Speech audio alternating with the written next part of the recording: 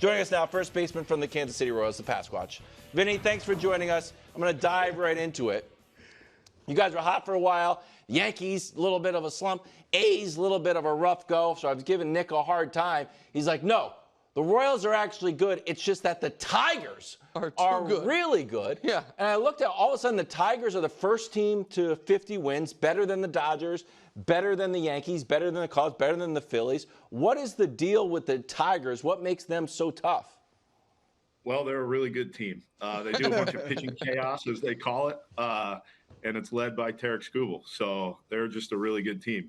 That's about it. Okay. I don't want to talk about Tigers.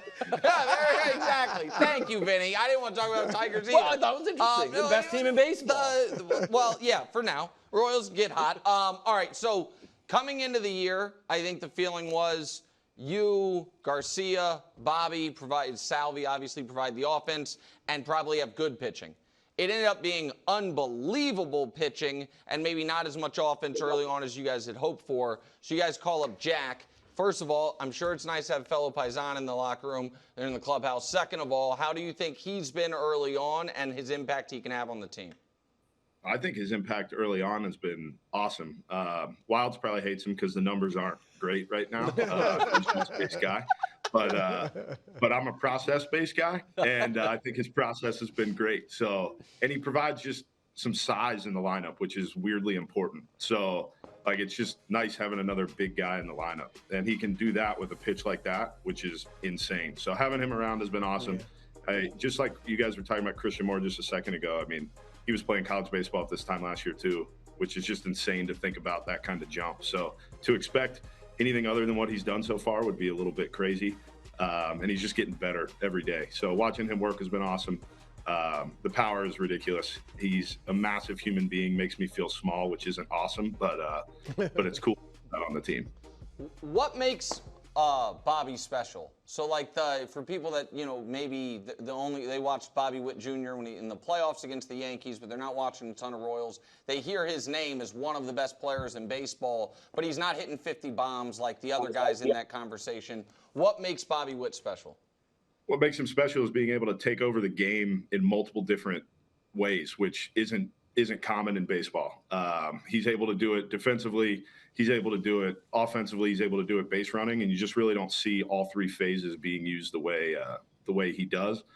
He's won games single-handedly for us on defense on days that he didn't have great days at the plate. Similarly, like when he gets rolling at the plate, there's nobody better. So playing with him every day, I mean, it's like, that play, like I didn't even cheer because I just expect him to do stuff like that. It's just what he does. Like, my expectations for him are probably higher than most, and it's just like he's just the best player in the league in my opinion because of the way he can impact the game on every side of it. Vinny, earlier this month, the Yankees, they had their way with you guys, swept you. Obviously, last year, they beat you guys in the divisional round. Do you consider them your biggest rival at this point? You got to beat them to consider them a rival, I think.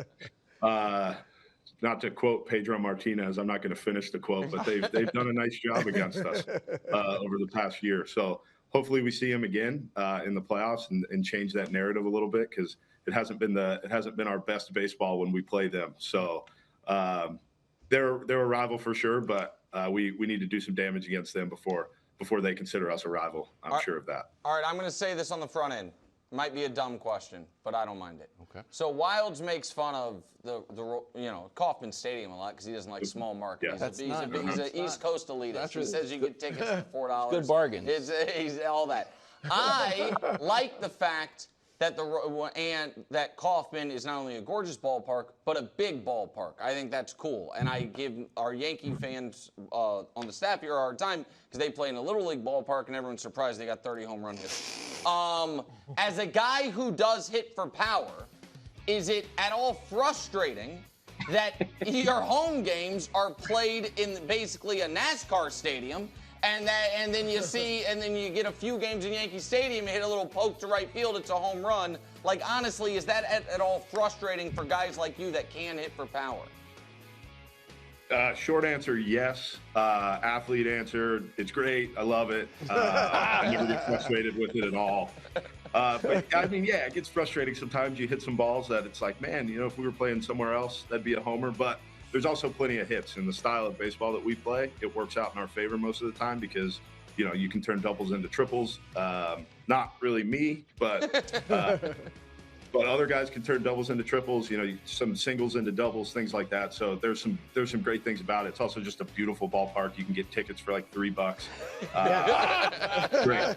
So it's one of my favorite ballparks. It's a great place to see. I mean, it's just a really cool place. Hitting question for you.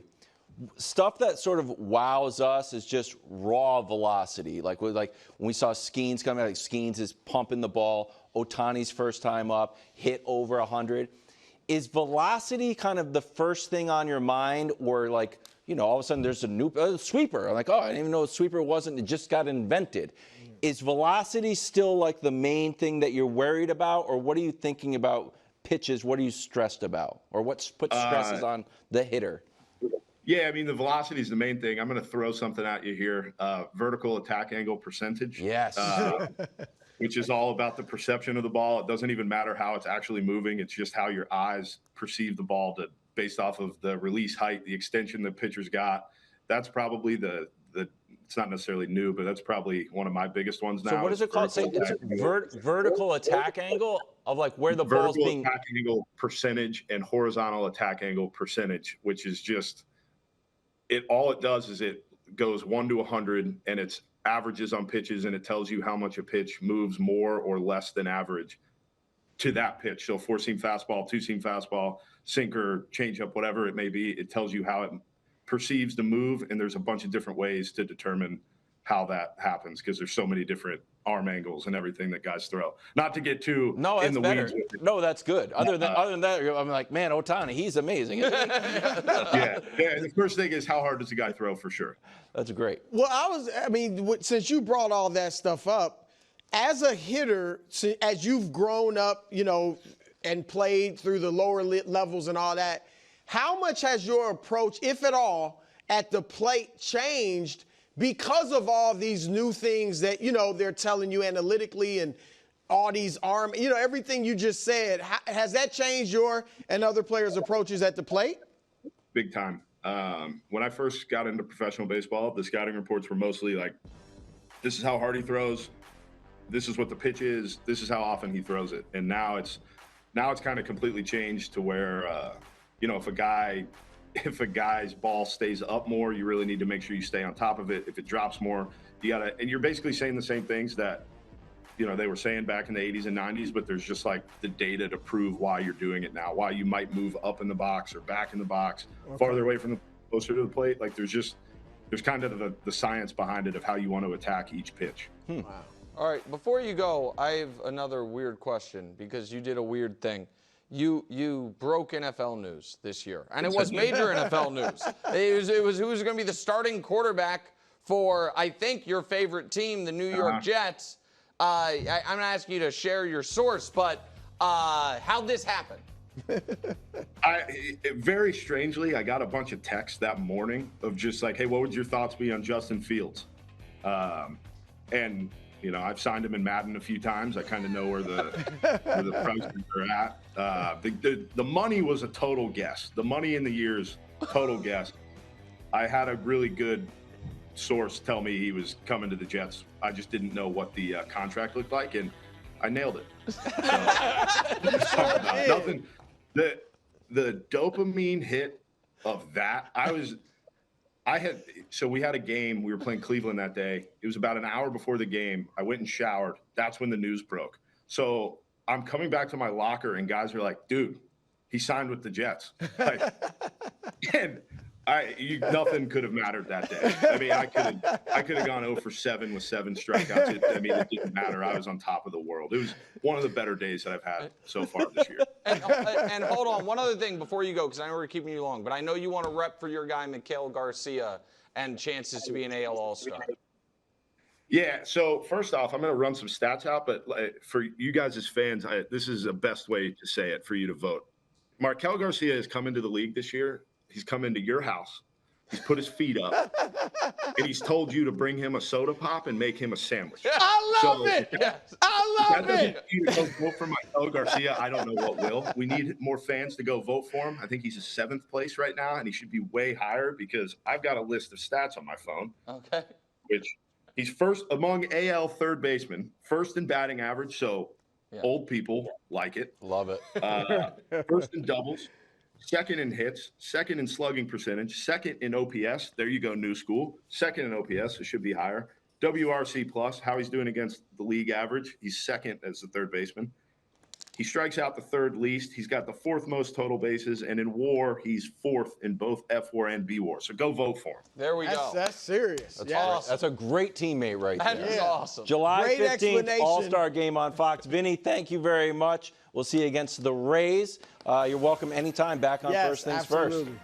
Thanks for watching. Subscribe here to get more from the show and to check out clips from other shows on FS1.